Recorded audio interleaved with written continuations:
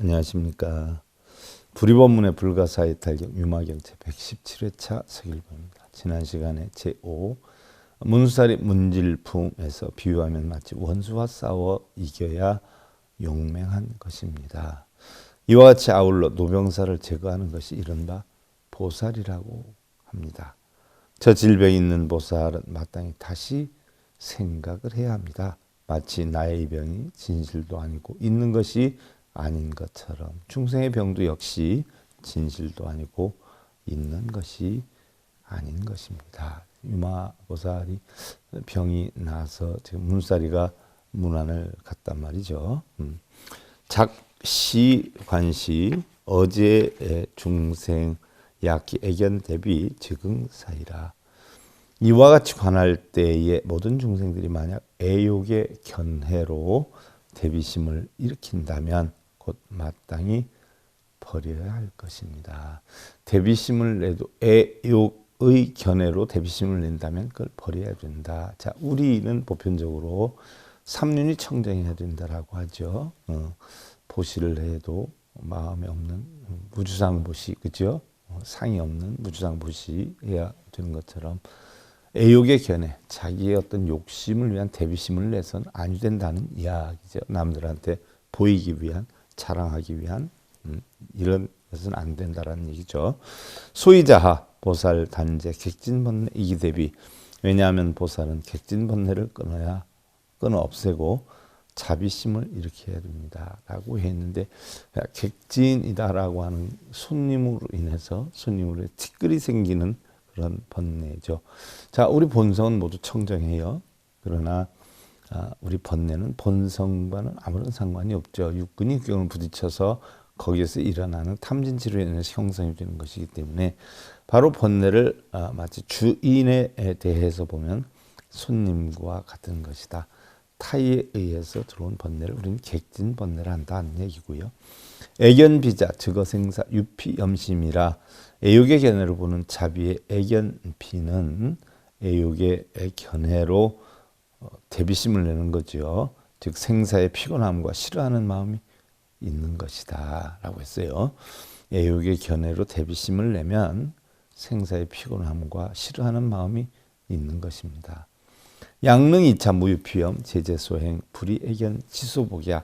만약 이것을 떠날 수가 있다면 피곤함도 싫어함도 없을 것이며 어떠한 곳에 태어나더라도 애욕의 견해에 덮이지는 않을 것입니다. 소생 우박 능히 중생 설법 해박 여불소설 약자 유박 능해 피박 무유시처라.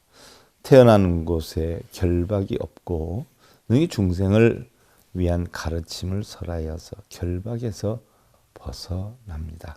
마치 부처님께서 설하신 것처럼 만약에 자기가 결박이 되어 있으면서 능히 저 결박을 풀어준다는 것, 이것은 있을 수가 없습니다. 보편적으로 승려들이 자기 업장도 다스리지 못하면서 다른 사람 업장을 다스린다고 기도해 준다고 이런 사람들이 엄청 많죠. 유마가사가 이걸 짚어서 한 이야기예요. 자기 결박도 못 풀면서 누구 결박을 풀어주겠냐는 이야기죠. 약자 무박 능해 피박 사유시처 시고보살 푸른기박이라. 만약 스스로 결박되어 있지 않아야 남의 결박을 풀어줄 수 있는 것이요. 이것은 있을 수가 없는 일이지요. 그러므로 보살은 반드시 결박을 일으켜서는 아니 될 것입니다. 하위박, 하위해, 탐착, 선미, 시보살박, 이방편생, 시보살해라. 어떤 것이 결박인가? 어떤 것이 이른바 해탈인가? 참선의 마신 선미에 집착하는 것이 보살의 결박이요. 참선을 해야 된다. 가부좌를 들어야 된다. 절해야 된다. 거기에 집착하는 게 바로 결박이요. 방편을 생하는 것이 보살의 해탈입니다. 방편을 생하는 것, 즉 모든 건 다 공이다 아니지로 놔버리는 걸 뜻하는 거죠. 우무방편해박, 유방편해해, 무해방편박, 유해방편해라. 또한 방편이 없는 지혜는 결박이요. 방편이 있는 지혜는 해탈입니다. 방편이라고 해서 뭐 절하고 빌고 읽고 쓰는 게 방편이 아니고요. 공안 이치를 터득하는 방법, 이것이 방편이죠. 지혜가 없는 방편은 결박이며 지혜가 있는 방편은 바로 해탈입니다. 라고 했는데, 자, 다음 시간에 살펴보기로 하고요. 유마경 제117회차 서일봉이었습니다. 행복으로 가는 징검다리에 서길봉 스님이 여러분들을 초대합니다. SIB 불교교육대학에서는 더 듣다, 생활 속의 천수경, 달마대사 성관법,